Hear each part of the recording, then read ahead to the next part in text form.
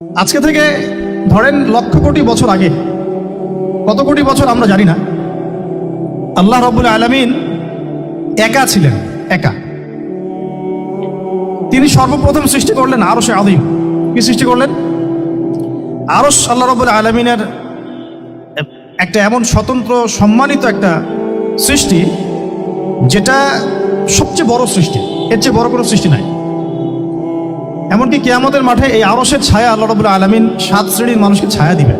সুবহানাল্লাহ। ওই 7 শ্রেণী সম্পর্কে আমরা অন্য হাদিসে পড়ে নিব, অনেকে হয়তো জানেন।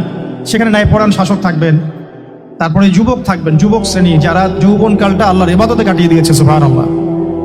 যে নারী একজন যুবককে আহ্বান করেছে খারাপ কাজের জন্য, কিন্তু যুবক বলেছে যে আমি রাজি না, আমি আল্লাহকে ভয় করি, সেই যুবকও আরশের ছায়া পাবে ইনশাআল্লাহ।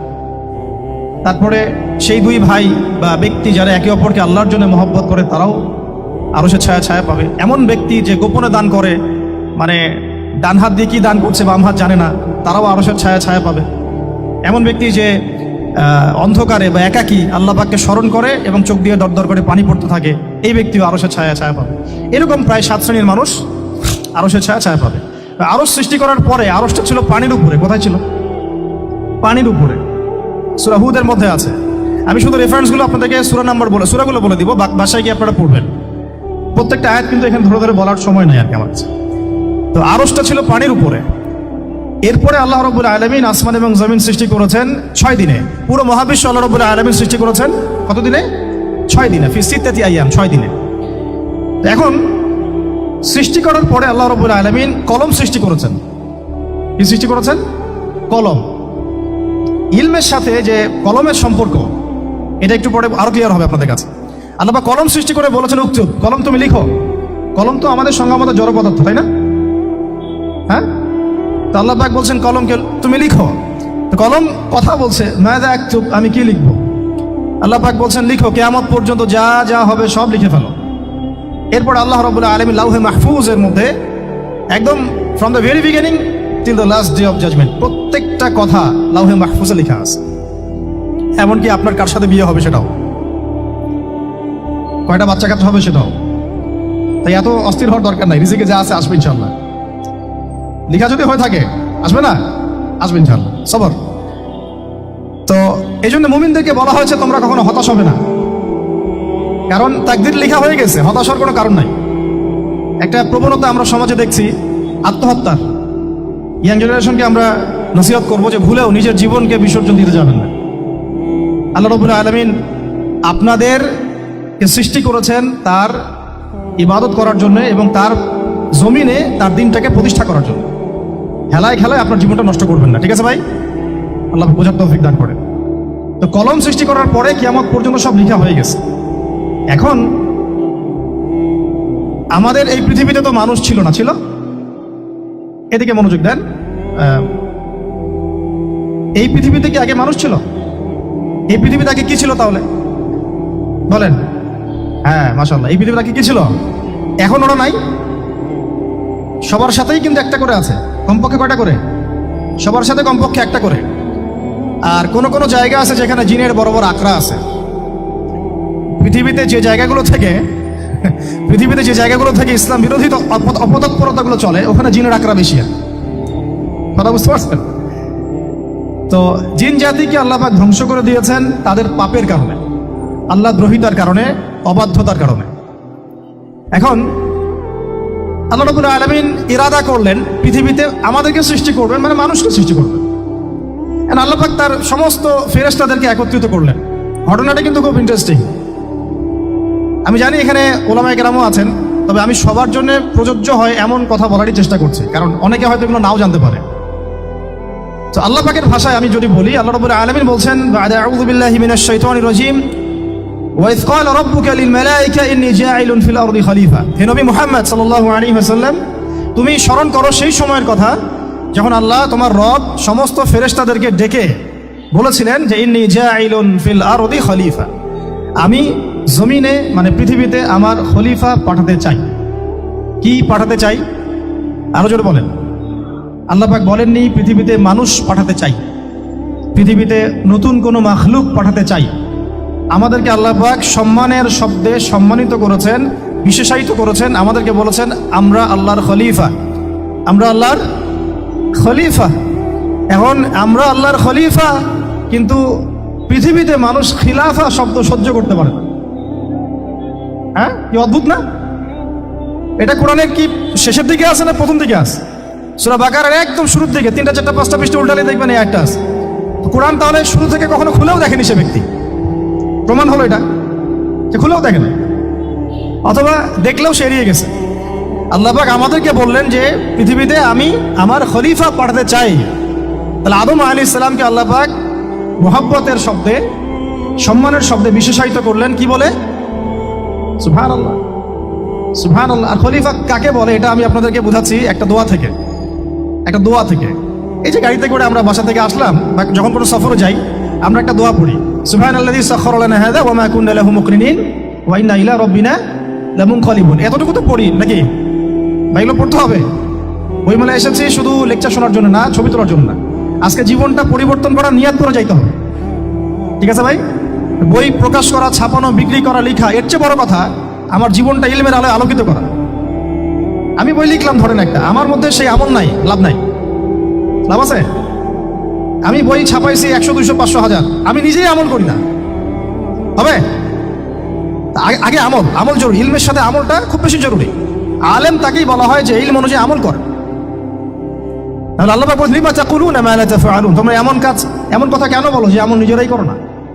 কাবুরা মাকতান ইনদাল্লাহ আন তাকুলু মা লা তাফআলুন, আল্লাহর কাছে সবচেয়ে গর্হিত একটা অপরাধ, তোমরা একটা কথা বলবা কিন্তু আমল করবে না। তো দোয়াটা মুখস্থ করবেন। এই দোয়ার নিচে একটা অংশ আছে, আল্লাহুম্মা আনতা সাহিবু বিস সাফারি। আমার কথাটা শুনেন, খলিফার অর্থটা বুঝেন। অনেকে তো অনেকভাবে ব্যাখ্যা করে আর কি।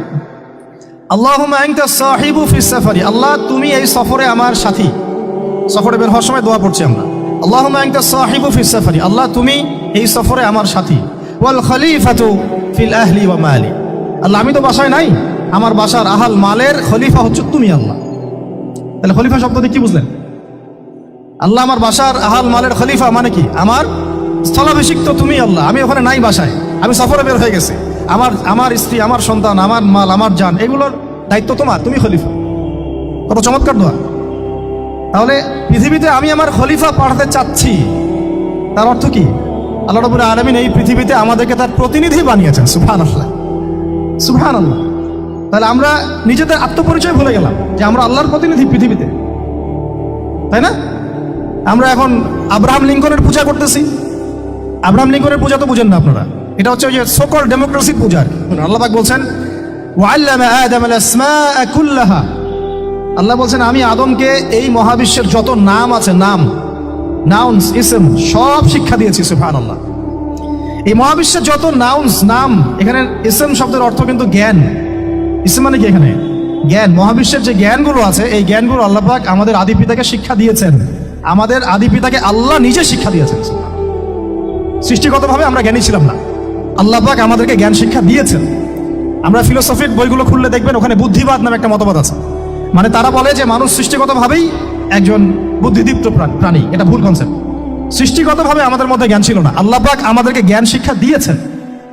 কথা বুঝতে পারছেন? একটা মতবাদ তাদের আছে অভিজ্ঞতাবাদ, মানে মানুষ অভিজ্ঞতা থেকেই শিখে। আরেকটা আছে সমন্বয় মতবাদ, আপনারা তো এগুলো অনেকে পড়েছেন হয়তো। এর বাইরে যে একটা মতবাদ আছে যে আল্লাহর পক্ষ থেকে ওহী ভিত্তিক মানুষ জ্ঞান শিখে, এই মতবাদ কোনো দার্শনিকের বইয়ে স্থান পেল না।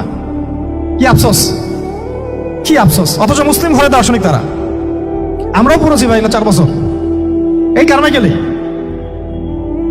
কি আফসোস! আল্লাহ পাকের ওহীর পক্ষ থেকে যে জ্ঞান আসতে পারে, এইটা কনসেপ্টটাই নাই। অথচ এখানে কোরআনে আল্লাহ পাক বলছেন, ওয়াল্লামা আদামাল আসমাআ কুল্লাহা, আমি আল্লাহ আদমকে সমস্ত নাম শিক্ষা দিয়েছি। সুবহানাল্লাহ। এরপরে এই যে জ্ঞান আদম আলাইহিস সালামকে আল্লাহ পাক শিক্ষা দিলেন, এর ফলশ্রুতিতেই আল্লাহ পাক বললেন যে ওয়াইজ কুলনা লিল মালাইকা উসজুদু লি আদম, হে ফেরেশতারা তোমরা এখন আদমকে সিজদা করো। কি ফেরেশতাদেরকে দিয়ে আল্লাহ পাক আমাদের পিতাকে সিজদা করালেন কিসের মানদণ্ডে? কিসের কারণে? জ্ঞানের কারণে। জ্ঞানের কারণে ফেরেশতাদেরকে আল্লাহ পাক বললেন যে এই নামগুলো বলে দাও তো তোমরা। তারা বলতে পারলো না। তারা বললো লা ইলম আল্লাহুম্মা লা ইলমা লানা ইল্লা মা আল্লামতানা, আল্লাহ আমাদের তো সেই জ্ঞান নাই, শুধু ওইটুকু জ্ঞান আছে যা আপনি আমাদেরকে শিখিয়েছেন।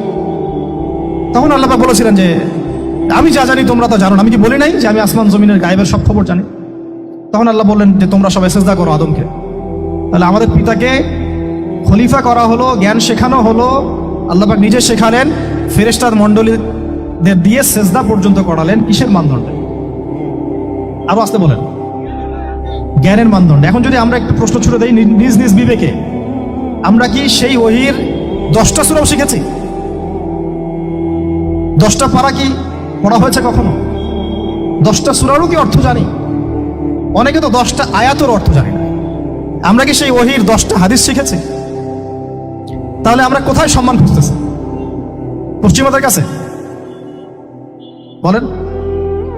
সত্যি সবচেয়ে আফসোস লাগে আমার একটা জিনিস, যে মুসলিমরা আমরা এখন আমাদের আত্মপরিচয় ভুলে যাচ্ছি, আর আল্লাহ পাক আমাদেরকে যেখানে সম্মান রেখেছেন ওইখানে সম্মান না খুঁজে আমরা অন্যের দাসত্বের সম্মান খুঁজতেছি। আল্লাহ আমাদেরকে বোঝার তৌফিক দান করে।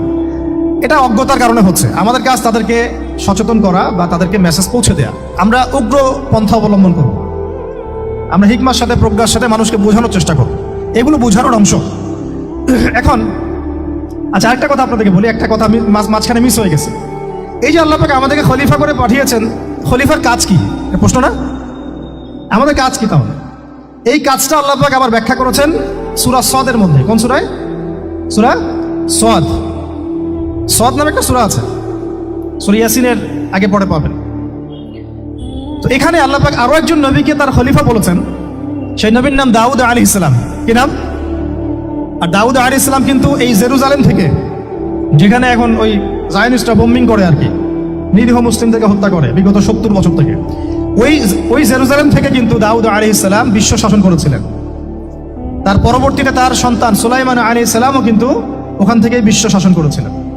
আর এখনকার বানু ইসরাইল দাবিদার এই জায়নিস্টরা, তারাও কিন্তু ওই ফিকিরি করছে, ওখান থেকে তারা বিশ্ব শাসন করতে চায় এবং তারা মনে করে তাদের একজন মাসিহ আসবে, সেই মাসিহ আসলে তারা বিশ্ব শাসন করবে। আমরা সেই মাসিহের নাম জানি মাসিহুদ দাজ্জাল। কি নাম? এই দাজ্জালকে ওরা ওদের সত্য মাসিহ মনে করে, আমরা জানি হচ্ছে মিথ্যা ভণ্ড প্রতারক মাসিহ, অথচ ওরা মনে করে এটা হচ্ছে সত্য মাসিহ। এই জায়গায় তারা ধোঁকা খাচ্ছে। অথচ সত্য মাসিহ হচ্ছেন ঈসা আলাইহিস সালাম, যিনি আবার শেষ জামানায় আসবেন এবং তার হাতেই এই মাসিহুদ দাজ্জাল মারা যাবে। এবং তারপরে পুরো বিশ্বে আবার ওই খিলাফা কায়েম হবে, ওই যে খলিফা, ওটা সারা বিশ্বে কায়েম হবে। এই টাউন হলও বাদ যাবে না ইনশাআল্লাহ। এটা মানুষ মানতে চাচ্ছে না, কিন্তু মানুষ না মানলে কি? আল্লাহ পাকের নকশায় সব আঁকা আছে কখন কি হবে। কে কে কল্পনা করেছিল যে আজকে আপনারা বসে এখানে দিনের আলোচনা করবেন? হ্যাঁ, কল্পনা করা যায় তো? যে শব্দগুলো আপনারা বলছেন এগুলো বললেই তো নাই গায়ে, এখন বলছেন। কেউ কি কল্পনা করেছিল যে হঠাৎ করে এমন একটা সময় চলে আসতে পারে? কেউ কিন্তু কল্পনা করেনি, আল্লাহ পাকের নকশায় ছিল। এখানে আমাদের একটা আফসোসের কথা, এখানে মাস্টার মাইন্ড আল্লাহ রাব্বুল আলামিন। প্রকৃত মাস্টার মাইন্ড কে?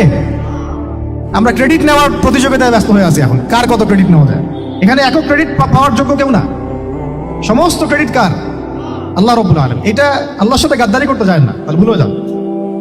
কারণ আমি বারবার বলেছি আপনাদেরকে, কোরআন থেকে একটা শিক্ষা আমরা শিখেছি, একটা কম যখন মাজলুম থাকে, দুর্বল মাজলুম জুলুমের শিকার হচ্ছে, আল্লাহ পাক সেই কমটাকে বাঁচান, কোনো না কোনো একজন ত্রাণকর্তাকে পাঠান, কোনো একটা সূরাতে আল্লাহ পাক সেই কমকে বাঁচায় দেন। আবার যদি এই নিয়ামতটা পাওয়ার পরে ওই কম আবার এই জুলুম শুরু করে, আবার আল্লাহ দ্রোহিতা শুরু করে, আল্লাহ পাক তার চেয়ে বড় জালেম চাপাই দিবে। কথা বুঝতে পারছেন? আল্লাহর সাথে গাদ্দারি করতে যাই না, আল্লাহ পাক আমাদেরকে বোঝার তৌফিক দান করে। এখন খলিফার কাজটা কোথায় পাবেন? কোন সূরায় ভাই বলেন? সূরা সদে আল্লাহ পাক দাউদ আলাইহিস সালামকে খলিফা সম্বোধন করে বলছেন, ইয়া দাউদ। কি চমৎকার আহ্বান! ইয়া দাউদ, হে দাউদ, ইন্না জাআলনাকা খলিফাতান ফিল আরদ। দেখো, আমি আল্লাহ তোমাকে পৃথিবীতে খলিফা করেছি। কি করেছি? খলিফা করেছে। তোমার কাজ কি শোনো, ফাহকুম বাইনান নাসি বিল হক। বোঝার চেষ্টা করেন একজন খলিফার কাজ কি। খলিফা মানে আল্লাহর প্রতিনিধি, জমিনে যে দায়িত্বশীল, অন্য মানুষের উপরে যে দায়িত্বশীল, তার কাজ ফাহকুম বাইনান নাসি বিল হক, মানুষের মাঝে ন্যায় বিচার প্রতিষ্ঠা করবে, এটা তোমার কাজ। তাহলে এখন যারা আমরা এই জায়গায় আছি বা ভবিষ্যতে আসবো, আরো কাল আগাতে থাকবে, সময় আগাতে থাকবে, নতুন নতুন নেতৃত্ব আসবে, সবার ফাংশন একটাই, ফাহকুম বাইনান নাসি বিল হক। আমাদের কাজ হবে মানুষের মাঝখানে কি করা? ন্যায় বিচার, বিচার ফয়সালার ক্ষেত্রে ইনসাফ করা, ন্যায় বিচার করা। তো ন্যায় বিচার তো এখন জাদুঘরে আছে নাকি? হ্যাঁ, কোন কোন ক্ষেত্রে আমরা চাই না যে ন্যায় বিচার জাদুঘরে যাক, আমরা চাই আবারও ন্যায় এবং সাম্যের সমাজ প্রতিষ্ঠা হোক। ইনশাআল্লাহ এরপর থেকে আমরা কোনো অন্যায় সহ্য করব না।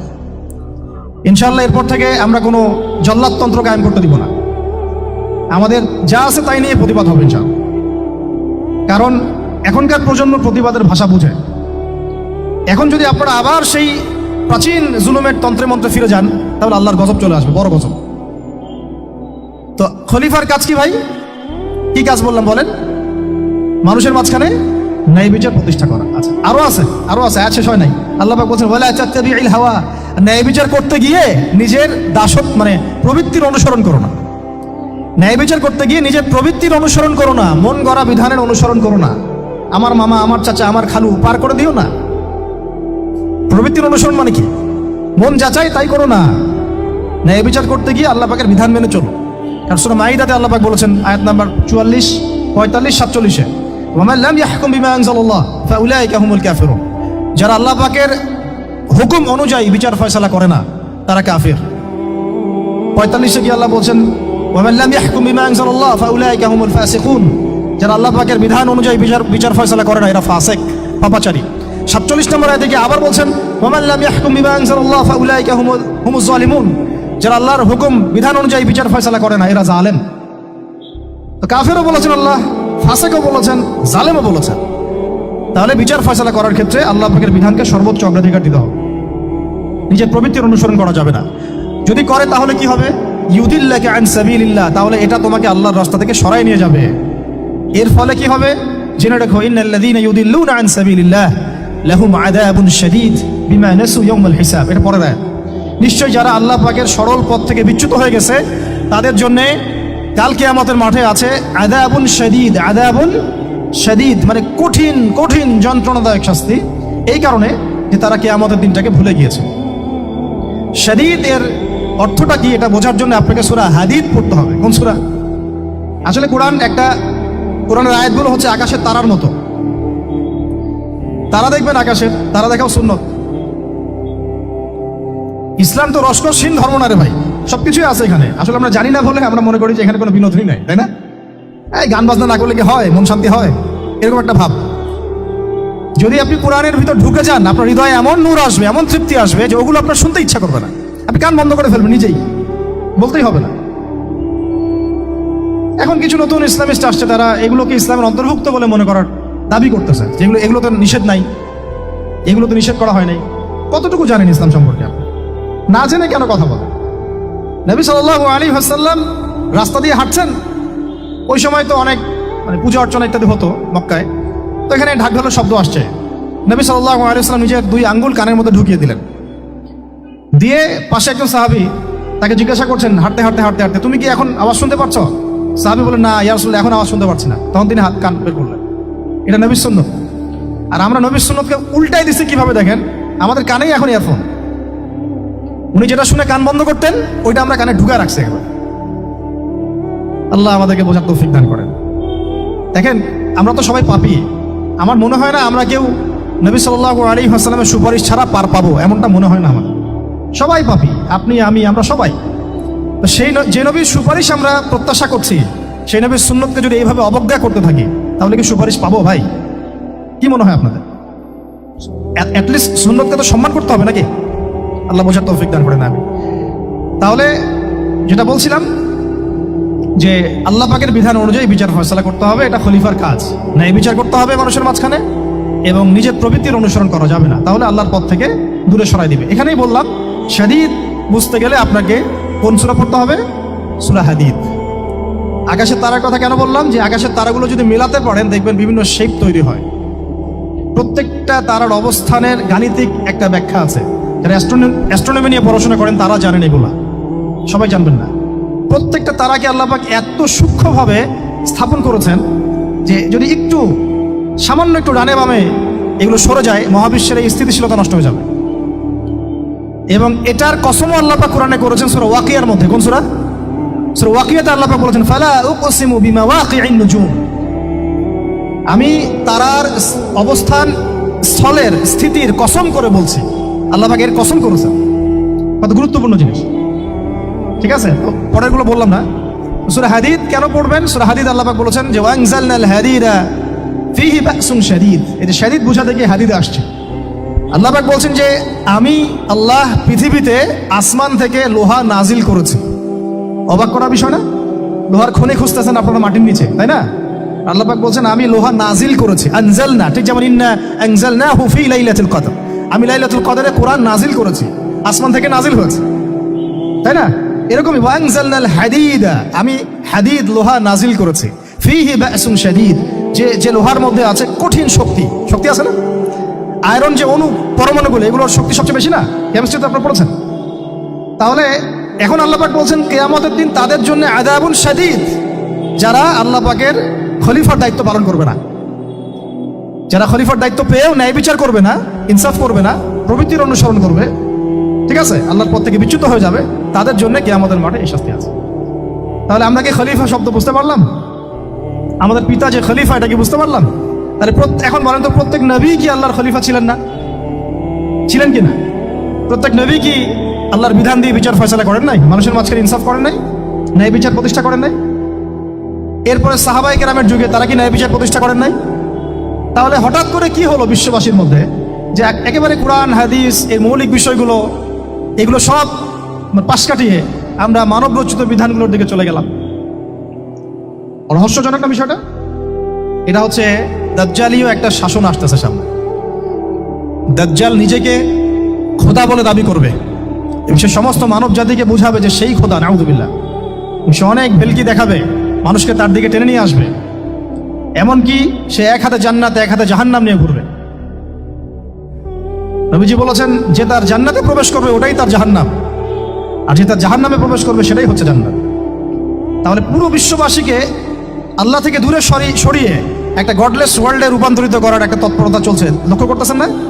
এটা মূলত আপকামিং যে দাজ্জালীয় সভ্যতার ভবিষ্যৎবাণী নবীজি করেছেন, এই দিকেই ওয়ার্ল্ড যাচ্ছে আস্তে আস্তে আস্তে আস্তে ওই দিকে যাচ্ছে। তবে নবীজি এটাও বলেছেন সাল্লাল্লাহু আলাইহি ওয়াসাল্লাম যে আমার উম্মতের মধ্যে একটা তয়ফা, একটা দল, কিছু মানুষ সবসময় হকের উপর অটল থাকবে ইনশাআল্লাহ, কিন্তু তাদের সংখ্যা হবে খুব কম। এখন আমাকে আপনারাই বলেন যে ওই হকের উপর অটল থাকতে হলে আমার সেই জ্ঞান লাগবে কি লাগবে না? বলেন। যেই জ্ঞান আমাদের পিতাকে শেখানো হয়েছে, দেখবেন প্রত্যেকটা মানুষের মধ্যে কিছু প্রতিভা আছে, সৃজনশীলতা আছে না? একটা বুদ্ধিদীপ্ত একটা তাড়না মানুষের ভিতরে কাজ করে। এটা কোত্থেকে আসে জানেন? আমাদের পিতার ডিএনএ থেকে আসছে। আমাদের পিতার ডিএনএ থেকে, আমরা কিন্তু সবাই তার সন্তান।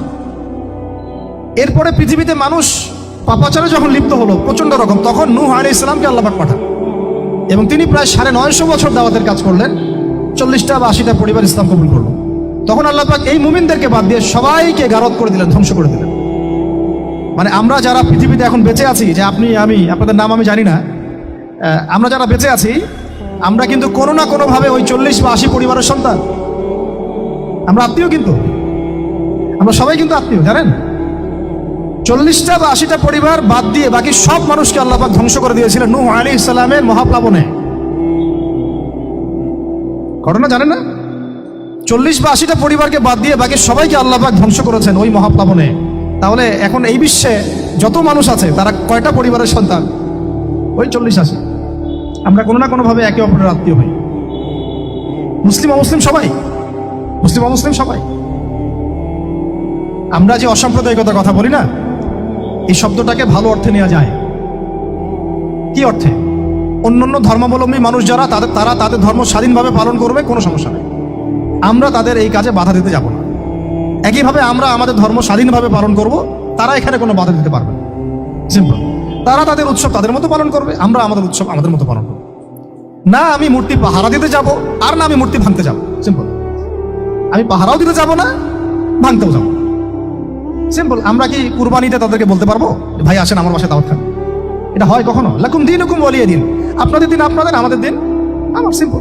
এই অর্থে ঠিক আছে, কিন্তু সব ধর্ম মিলে যে নতুন ধর্ম বানানোর চেষ্টা করা হচ্ছে বাংলাদেশে, এটা ঠিক নাই। এটা শুভঙ্করের ফাঁকি। সব ধর্ম মিলে নতুন ধর্ম করার কোনো সুযোগ নাই। আমরা সবাই এক পরিবারের সন্তান। এখন আমাকে বলেন, নূহ আলাইহিস সালামের একটা ছেলে ছিল, নাম জানেন? কি নাম বলেন? না না, মাশাআল্লাহ। কয় ছেলে ছিল তার? হ্যাঁ, না, মূলত 4জন সন্তান থেকে বড় বড় 4টা গোত্র সৃষ্টি হয়েছে। শাম এক সন্তানের নাম কি? এটাকে কেন্দ্র করে এই যে সিরিয়ান কন্টিনেন্টে, পুরো প্যালেস্টাইন, সিরিয়ান, অ্যারাবিয়ান কন্টিনেন্টে যত মানুষ, তার বংশধর।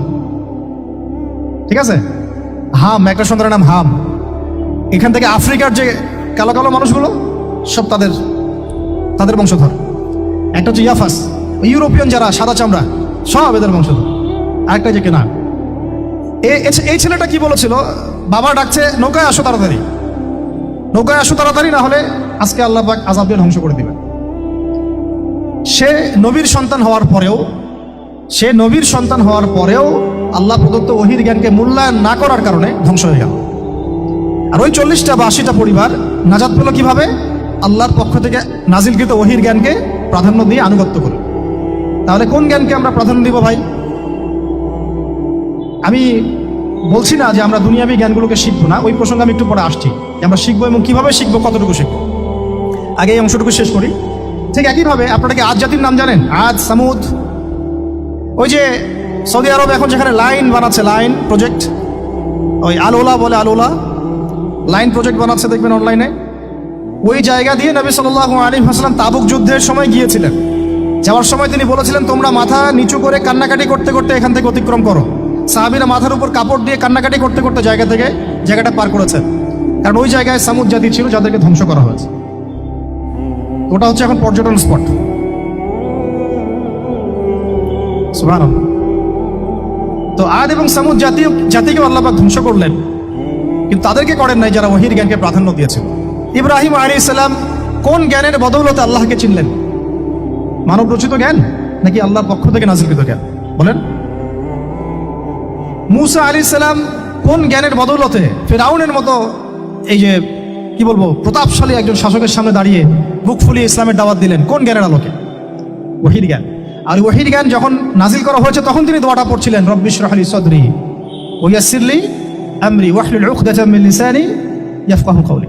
প্রত্যেক নবী, ইউসুফ আলাইহিস সালাম কারাগারে 12 বছর থেকেছেন। কত বছর? 12 বছর। আমাদের অনেক ভাই এরকম 5 বছর, 7 বছর, 10 বছর, 12 বছর থেকেছে, আছে। এমনও মানুষ আছে, এখন বলা যায় তাই বলি, যে ওই যে একটা শব্দ শুনেছেন আয়না ঘর, ওখানে দীর্ঘদিন ছিল, তারপরে নাই, কোথায় গেছে আল্লাহই ভালো জানে। ইউসুফ আলাইহিস সালামও এরকম কারাগারে ছিলেন। কত বছর? 12 বছর। কিন্তু আল্লাহ পাক তাকে এমন একটা জ্ঞান শিক্ষা দিয়েছিলেন, তিনি স্বপ্নের ব্যাখ্যা বলতে পারতেন, যে কোনো স্বপ্নের। রাজা স্বপ্ন দেখলেন যে 7টা গাভী, জীর্ণশীর্ণ গাভী, মোটা তাজা গাভীকে খেয়ে ফেলছে, স্বপ্নের ব্যাখ্যা কেউ দিতে পারে না। কিন্তু ওই জেলখানায় 2জন ছাড়া পাওয়া মানুষ, ছাড়া পাইছে 2জন আর কি, 2জনের মধ্যে একজন বেঁচে আছে, একজন নাই। মানে 2জন বসে বসে ইউসুফ আলাইহিস সালামকে বলছিলেন যে আমরা একটা স্বপ্ন দেখলাম যে আমার মাথায় রুটি আছে, পাখি এসে রুটি খেয়ে ফেলছে। আর আমি স্বপ্ন দেখলাম যে আমি শরাব পান করাচ্ছি, ব্যাখ্যা কি? ইউসুফ, তোমাকে সত্যবাদী বলে জানি। ইউসুফ আলাইহিস সালাম বললেন, তোমার মাথায় রুটি যেটা খেয়ে নিচ্ছে, তার মানে তোমাকে শুলদণ্ড দেওয়া হবে। আর তুমি যে পানি পান করাচ্ছ, তার মানে তুমি নাজাত পাবে, ছাড়া পাবে। হলেও তাই। আর যে নাজাত পাবে তাকে ইউসুফ আলাইহিস সালাম বলে দিলেন যে তুমি রাজদরবারে গিয়ে আমার কথা বলো, আমার কথা আলোচনা করো। সে ভুলে গিয়েছিল। পরে যখন এই স্বপ্নটা দেখলো বাদশা, তখন বাদশা সবাইকে ডাকলো, ডেকে বললো যে এই গাভীর স্বপ্নের ব্যাখ্যা কি? তখন এই ব্যক্তির মনে পড়ছে, আর ইউসুফ তো ব্যাখ্যা দিতে পারে। সে গিয়ে ইউসুফ আলাইহিস সালামকে ডেকে নিয়ে আসতেছে যে এই রাজা স্বপ্ন দেখছে, এই ব্যাখ্যা কি? স্বপ্ন কিন্তু আপনার কাছে শুনে একটা স্বাভাবিক মনে হচ্ছে, আরে গাভীর আবার স্বপ্নের কি ব্যাখ্যা? তখন ইউসুফ আলাইহিস সালাম ব্যাখ্যা দিলেন যে 7 বছর ফসল ফলবে আপনাদের এলাকায়, তারপরের 7 বছর হবে দুর্ভিক্ষের সময়। কিসের সাথে কিসের ব্যাখ্যা? এই জ্ঞান কে শিখালেন তাকে? এই ইন্টারপ্রিটেশনের জ্ঞান কে শিখালেন? তাহলে জ্ঞানের মূল উৎস কে? আমার কথা বলার উদ্দেশ্য কি বুঝতে পারছেন? যত জ্ঞান তার মূল উৎস কে? স্বপ্ন একটা জ্ঞান, যদি সেটা সত্য হয়। আর জেনে রাখবেন, কিয়ামতের আগে আগে মুমিনদের স্বপ্ন বেশি বেশি সত্য হবে। ঠিক আছে? মূসা আলাইহিস সালামকেও সেই আল্লাহ জ্ঞান শিক্ষা দিলেন। ঈসা আলাইহিস সালাম এই কুষ্ঠরোগীর গায়ে হাত বুলালে ভালো হয়ে যায়। হ্যাঁ, অন্ধ ব্যক্তির মানে চোখে হাত বুলালে ভালো হয়ে যায়। এমনকি মৃত ব্যক্তিকে তিনি বলছেন কুম বিইজনিল্লাহ, আল্লাহর হুকুমে দাঁড়িয়ে যাও, দাঁড়িয়ে গেল। এই জ্ঞান কে দিয়েছেন তাকে? দাউদ এবং সুলাইমান আলাইহিস সালাম এই যে পশু পাখির ভাষা বোঝেন, সুলাইমান আলাইহিস সালাম পিঁপড়ার ভাষাও বোঝেন। আপনাদের সায়েন্স কি পিঁপড়ার ভাষা বুঝে? হ্যাঁ, আমরা তো এখন সায়েন্সকে সবকিছুর মানদণ্ড মনে করি, তাই না? সায়েন্স যদি বলে হ্যাঁ, তাহলে হ্যাঁ, না বললে না। মানে এমন একটা ভাব, দেখেন সায়েন্সকে আমরা ইলাহ বানাইছি, ইলাহ, উপাস্য। সায়েন্স যদি বলে যে পৃথিবী থেকে অমুক অমুক কোটি কোটি আলোকবর্ষ দূরে একটা গ্রহের সন্ধান পাওয়া গেছে, নাম দিল ধরেন যে আলফা এক্স ওয়াই জেড কিছু একটা, ওখানে হুরপড়ি আছে, হ্যাঁ ওখানে দুধের সাগর আছে, মধুর সাগর আছে। তো মানুষ তখন বিশ্বাস করা শুরু করবে, হ্যাঁ হ্যাঁ তাই তো থাকতেই পারে। নাসা বলেছে না হয়ে পারে, নাসা মন্তব্য করেছে না হয়ে পারে। ওরকম যদি বলে অনেক দূরে একটা আগুনের একটা বিশাল ইয়া পাওয়া গেছে, গ্রহ পাওয়া গেছে, ওখানে আযাব দেওয়া হয়, শাস্তি দেওয়া হয়, ওখানে অন্য মাখলুক আছে, ওদের ভাষা এলিয়েন আর কি, মানুষ বিশ্বাস করে। এটা আল্লাহ পাক কোরআনে বলছেন যে সুলাইমান আলাইহিস সালাম পিঁপড়ার ভাষাও বুঝতেন, ওই কথা বিশ্বাস করতে চাচ্ছে না। সুলাইমান আলাইহিস সালাম বাতাসে ফ্লাই করতে পারতেন, এটা বুঝতে পারতেছেন, বিশ্বাস করে না। তাহলে ওই প্রযুক্তি না থাকলে এয়ারক্রাফট কিভাবে আবিষ্কার করলেন? যে প্রযুক্তিগুলো পৃথিবীতে চলে গেছে ইতিমধ্যে, ওগুলো ভবিষ্যতেও আসতে পারে। যেমন একটা প্রযুক্তির কথা বলি, সুলাইমান আলাইহিস সালাম বসে আছেন, একজনকে বললেন না সাবার রানী বিলকিসের সিংহাসন কে নিয়ে আসতে পারবে? একজন বললো যে আপনি উঠে দাঁড়াইতে যতক্ষণ সময় লাগে এর মধ্যে নিয়ে আসবো। উনি বললেন যে হবে না, এটাতে হবে না, তুমি স্লো, তুমি 3G 4G না, এত স্লো স্পিডে আমার হবে না। এই কথা বলেন নাই, মজা করলাম আর কি। আমাদের ইউটিউবাররা আবার এই অংশ কাট করে আবার প্রচার করে দিতে পারে। দেখেন কিসের সাথে কি ব্যাখ্যা করলো। কোরআনকে 3Gর সাথে তুলনা করলেন আবু তোহাদ না, ব্যাস কাম সারা দেশে ওইটাই ইস্যু। তখন মহা মুসিবত, মানে বাঙালি জাতির মধ্যে দিন প্রচার করা। আমাদের সালাফদের ভাগ্য ভালো যে তারা আগেই, মানে এই প্রযুক্তি আসার আগেই দুনিয়া থেকে তারা চলে গেছে। মুশকিল না, যত ইস্যু এগুলোর কারণেই সৃষ্টি হয়। তো যাই হোক, প্রসঙ্গে আসি, কোথায় ছিলাম ভাই, যে কথা হারায় ফেললাম। হ্যাঁ আরেকজন বললেন যে না, আপনি চোখের পলক ফেলতে যতক্ষণ লাগে এর মধ্যে দেখবেন সিংহাসন সামনে। সুবহানাল্লাহ, কি প্রযুক্তি বলেন! এই প্রযুক্তির সামনে কি বিশ্ববাসী যেতে পেরেছে? দেখেন সুলাইমান আলাইহিস সালামের বাতাসে ফ্লাই করাটা কিন্তু এখন পৃথিবীতে খুব কমন হয়ে গেছে। আমরা সবাই ফ্লাই করতেছি বাতাসে, তাই না? যদি আপকামিং কোনো সময় আপনি দেখেন যে এইরকম চোখের পলকেই একটা বস্তু আরেকটা জায়গা থেকে এক জায়গায় চলে আসতেছে, আমি অবাক হব না ইনশাআল্লাহ। কারণ কোরআনে অতীতে এই ঘটনার দলিল আছে। বুঝতে পারতেছি না? এক কথায় সমস্ত জ্ঞানের মূল উৎসকে। এরপরে আসেন, অত আর লম্বা করছি না, আমাদের নবী মুহাম্মদ সাল্লাল্লাহু আলাইহি ওয়াসাল্লাম আসেন। আমরা তো তার উম্মত। 23 বছরে, একটু মনোযোগ দেন, এটা আলোচনার লাস্ট পার্ট, ঠিক আছে? 23 বছরে তিনি পুরো জাহেলিয়াতকে পরিবর্তন করে দিয়েছেন। কত বছরে? 23 বছর। আপনারা কি জানেন যে আইয়ামে জাহিলিয়াতে আসলে কি কি সমস্যা ছিল? কেন ওই যুগটাকে আমরা জাহিলিয়াত বলি? বেসিক্যালি 5-6টা সমস্যা ছিল। কয়টা? 5-6টা। 1 নম্বর শিরক। 1 নম্বর কি? আমার সাথে বলেন। শিরক আমাদের ওয়ার্ল্ডে নাই, এটা তো গ্লোবাল শিরক চলতেছে এখন। শুধু ধর্মীয় শিরক চলতেছে নাকি? এখন শিরক হচ্ছে পলিটিক্সে, শিরক হচ্ছে ইকোনমিক্সে, শিরক এডুকেশনেও আছে, শিরক কালচারের মধ্যেও আছে। কথাগুলো বুঝতে হবে একটু গভীরভাবে। তখন সমস্যা ছিল রিবা, সুদ। এখন নাই। রিবা ছাড়া কোনো সিস্টেম আছে এখন ওয়ার্ল্ডে? আমি গতকালকে একটা হাদিস মোতালা করছিলাম সুদ সংক্রান্ত। নবীজি বলেছেন সাল্লাল্লাহু আলাইহি ওয়াসাল্লাম যে একটা যুগ আসবে সামনে, সুদবিহীন কোনো মানুষই চলতে পারবে না। যে চলতে চাইবে তার গায়েও সুদের ছিটা ফোটা গিয়ে লাগবে। আসে নাই সেই যুগ? সুবহানাল্লাহ, কিভাবে তিনি এত স্পেসিফিকলি কথাগুলো বলতে পারেন? নিশ্চয়ই তিনি এমন একজন সত্তার কাছ থেকে জ্ঞান পেয়েছেন যিনি সব জানেন, অতীত বর্তমান ভবিষ্যৎ, তাই না?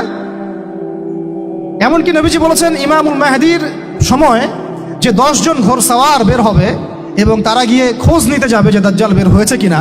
নবীজি বলছেন আমি সেই 10 জনের নামও জানি, তাদের বাবার নামও জানি। সুবহানাল্লাহ, সুবহানাল্লাহ। কিয়ামতের মাঠে আলী রাদিয়াল্লাহু আনহু, আবু বকর রাদিয়াল্লাহু আনহু, ওমর, উসমান রাদিয়াল্লাহু আনহুম আজমাইন, তাদের হিসাবটা কেমন হবে ওইটাও নবী সাল্লাল্লাহু আলাইহি ওয়াসাল্লাম আগেই বলে দিয়েছেন। সবচেয়ে দ্রুত হিসাব হবে এই উম্মতের আলী ইবনে আবি তালিব রাদিয়াল্লাহু আনহু। যাবেন, বেরোবেন, শেষ। কি মানুষ, তার জীবনীটা পড়ে দেখবেন। আমি শেষের দিকে বলে দিব আপনাদেরকে আজকে, এবং এটা রেকর্ডেড থাকবে, ইনশাআল্লাহ অনলাইনে দিয়ে দিব, যে আপনারা কোন কোন সাবজেক্টের বই কিনবেন। বই মেলা তো শুধু মানে আসলেন একটা র্যান্ডমলি বই কিনলেন এমন না, টপিক ধরে ধরে সাবজেক্ট ওয়াইজ বই কিনতে হবে, ঠিক আছে ভাই? বই কেনার পিছনে টাকা পয়সা খরচ যদি না করেন, মানে দিনের জন্য অর্থ ব্যয় করার মানসিকতা না থাকে, এলেম পাওয়া যাবে। অনেক মুহাদ্দিস নিজের গায়ের জামা খুলে দিয়ে পর্যন্ত বই নিয়ে বাসায় গিয়েছে, জানেন? তাদের সমস্ত সম্পত্তি বিক্রি করে দিয়েছেন বই কেনার জন্য।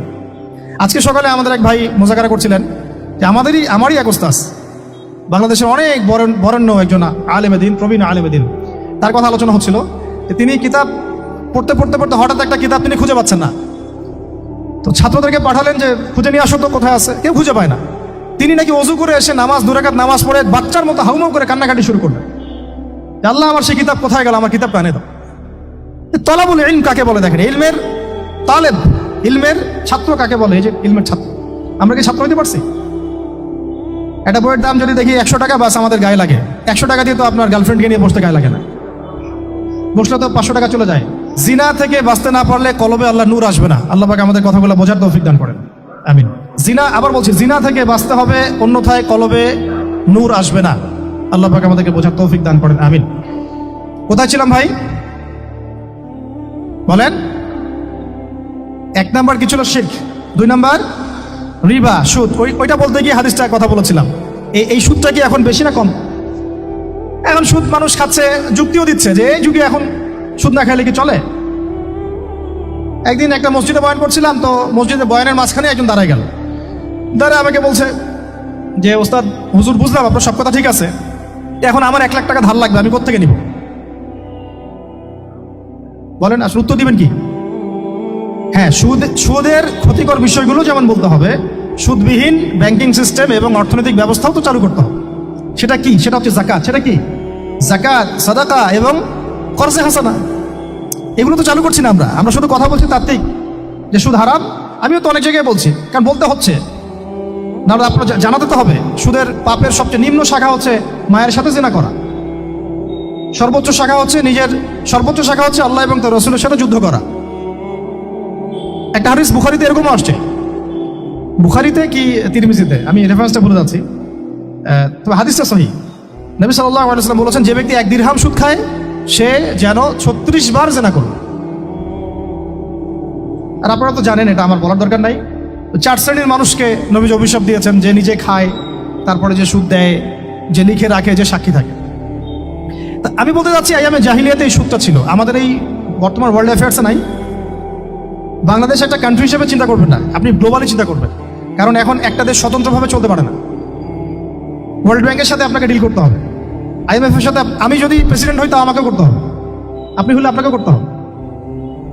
তো কথা বলে তো শুধু কথা বলে লাভ নাই, আপনার বিকল্পটা কি? আসলে বিকল্প ব্যবস্থাটা কি? এটা তো মূল কথা। ইকোনমিক্স নিয়ে কতগুলো কিতাব আছে এখানে, ইসলামিক ইকোনমিক্স নিয়ে আমরা কতগুলো কিতাব ছাপাইছি, বর্তমান ওয়ার্ল্ড অ্যাফেয়ার্স নিয়ে আমরা কতগুলো কিতাব ছাপাইছি। নবী সাল্লাল্লাহু আলাইহি ওয়াসাল্লাম বলেছেন, শেষ জামানার সবচাইতে আমার উম্মতের উপর ভয়াবহ ফিতনা হচ্ছে মসিহুদ দাজ্জাল। কি নাম বলেন? এখন আপনি আমাকে মাদ্রাসার পুরো সিলেবাসে কন্টেন্টে আমাকে দাজ্জাল নিয়ে একটা ফ্যাকাল্টি দেখান, আছে? কয়টা কিতাব আছে? সবচেয়ে ভয়াবহ ফিতনা, নবীর মুখে, নিজের মুখে বলা, সবচেয়ে ভয়াবহ। এর চেয়ে ভয়াবহ কোনো ফিতনা আসে নাই, আসবেও না। তো এখন আপনি আমাকে বলেন যে এই ফিতনা সংক্রান্ত কতগুলো কিতাব আপনার কাছে আছে বাসায়, বলেন। তাহলে গ্যাপস আছে না আমাদের মধ্যে? গ্যাপস ফিল আপ করতে হবে। কথাগুলো বলার উদ্দেশ্য হচ্ছে গ্যাপসটা ফিল আপ করা। তো এই রিবার সমস্যাটা এখনো আছে। আল্লাহ পাক আমাদেরকে রিবা মুক্ত জিন্দেগি দান করেন, আমিন। এবং আমি রিকোয়েস্ট করব বিনয়ের সাথে যে আমাদের ঊর্ধ্বতন কর্তৃপক্ষ যারা আছেন, শুধু একটা কাজ করেন না, একটা কাজ 1টা বছর করেই দেখেন না কি হয়। প্রত্যেকটা মুসলিম, অমুসলিমদের কথা বলছেন, যেহেতু এটা খিলাফা স্টেট না, সেহেতু অমুসলিমরা এখানে জিজিয়া দিবে না। খিলাফা স্টেটে অমুসলিমরা জিজিয়া দেয়, এটা তো খিলাফা স্টেট না, এটা তো ডেমোক্রেটিক স্টেট এবং সেকুলার স্টেট।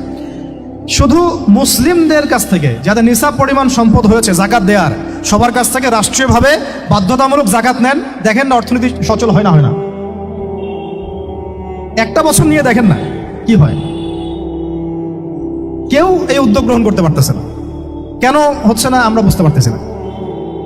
কর্জে হাসানার এনজিও চালু করা যায়। আমরা অনেক সংগঠন করছি, সোশ্যাল, অরাজনৈতিক ইত্যাদি রাজনৈতিক। আমরা ইকোনমিক এনজিও খুব একটা করতে পারছি না। কিন্তু এই জায়গাগুলো দখল করে ফেলছে, দেখেন কারা কারা, নাম বলতে চাচ্ছি না। এবং যারা যারা দখল করছে তারা কিন্তু এখন রাষ্ট্রের অনেক বড় বড় জায়গায় হস্তক্ষেপ করতেছে। ইভেন ট্রান্সজেন্ডারের মধ্যে ইস্যু কিন্তু তারাই ঢুকাই দিচ্ছে ভিতরে, ঢুকায় নাই? উত্তরবঙ্গ জুড়ে, পুরো উত্তরবঙ্গ ঘুরে আসেন, দেখেন কাদের তৎপরতা বেশি। নীলফামারীতে সফর করে দেখলাম যে ওখানে একটা গ্রামের মধ্যে 24টা এনজিও কাজ করতেছে, শুধুই সব। তারপরে মানুষ তামাক চাষ করে খাচ্ছে। একটা দল দাবি করতেছে নবী সাল্লাল্লাহু আলাইহি ওয়াসাল্লাম ছাড়াও আরো নাকি নবী আসতে পারেন, নাউযুবিল্লাহ। এবং ওই যে মির্জা গোলাম আহমেদও তাদের অন্তর্ভুক্ত। মানুষ ওই দলের নাম লেখাচ্ছে চাকরির জন্য, ব্যবসা করতেছে তারা দেশের মধ্যে। আরে ভাই, শুধুমাত্র তাত্ত্বিক কথাবার্তা না, আমাদের সংগ্রামটা কিন্তু বহুমুখী। শুধু ইলম অর্জন তো একটা বেসিক জিনিস, এই বেসিকটাই এখনো হচ্ছে না আমাদের। ইলম অর্জনটা বেসিক জিনিস, এটাই হচ্ছে না। এরপরে আপনার অর্থনীতি সমৃদ্ধ করা, সংস্কার করা, সমাজ সংস্কার করা, রাজনৈতিক অঙ্গনগুলোর মধ্যে যে অরাজকতা, এগুলোকে সংস্কার করা, কত কাজ আমাদের। কিন্তু আমরা কিন্তু একটা জায়গাতেও স্থির নাই। ইভেন একটা মাসালাতেও আমরা এক জায়গায় আসতে পারতেছি না, ঐক্যবদ্ধ হতে পারতেছি না। আমরা খুবই ব্যাকডেটেড চিন্তা করতেছি এই জায়গাতে। অথচ আমাদের উচিত ছিল এই প্রবলেমগুলোকে আরো 30-40 বছর আগেই সলভ করা। তাহলে এখন হয়তো আপনি ভালো কিছু পেতেন। আমাকে একটা প্রতিষ্ঠান দেখান যেখানে নুরানি থেকে নিয়ে, মানে নুরানি থেকে দাওরা বা ক্লাস নার্সারি থেকে মাস্টার্স, এরকম সিলসিলায় ইসলামিক শিক্ষা এবং জেনারেল শিক্ষাকে একত্রিত করে একটা সিলেবাস মেনটেন করে পড়ানো হচ্ছে। আমাকে কয়েকটা প্রতিষ্ঠানের নাম বলেন, আমি ওখানে আমার মেয়েকে ভর্তি করাবো। আমাকে দেন, রেডিমেড দেন, আমার ছেলেকে ভর্তি করাবো। আমরা ফিকির করতেছি না। এটা হওয়া উচিত ছিল বিগত 30 বছর আগেই। আমি আপনাদেরকে বলি যে প্রকাশনা সংস্থার ভাইরা আছেন অনেকে এখানে। ধরেন আমাদের রংপুরের কোনো ভাই আপনাদেরকে পুরো 1 বিঘা জমি দিল, বা ধরেন 5 বিঘা জমি দিয়ে দিল, ঠিক আছে? আর আমরা সবাই মিলে দেশবাসীর কাছ থেকে টাকা কালেক্ট করে একটা কনস্ট্রাকশন দাঁড় করে প্রতিষ্ঠান দাঁড় করালাম, একেবারে অনার্স, মানে নুরানি থেকে নিয়ে, মানে প্লে গ্রুপ থেকে নিয়ে মাস্টার্স, এরকম ফ্যাকাল্টি আর করলাম। এখন ভাই আপনারা যারা বই প্রকাশ করতেছেন, আমাকে কি আপনারা বই দিতে পারবেন? প্রত্যেকটা ক্লাসে আমি কোন কোন বই পড়াবো পারবেন? আমাকে কি সিলেবাস দিতে পারবেন? কথা বলেন। প্লে গ্রুপে কোন কোন বই পড়াবো আমাকে দেন, নার্সারিতে দেন, STD 1-এ দেন, 2-তে দেন, 3-তে দেন, 5-এ দেন। এভাবে আপনি আমাকে ক্লাস 10 পর্যন্ত দেন। তারপরে কি আপনি আমাকে অনার্স, মাস্টার্স, এই ফ্যাকাল্টিগুলো আলাদা আলাদা, এগুলো কি ইউনিভার্সিটি আদলে আপনি কি আমাকে সাজা দিতে পারবেন? আমরা জায়গা দিব, টাকা দিব, প্রতিষ্ঠান করে দিব। প্রকাশনা সংস্থা থেকে কি আমরা এতটুকু পেতে পারি?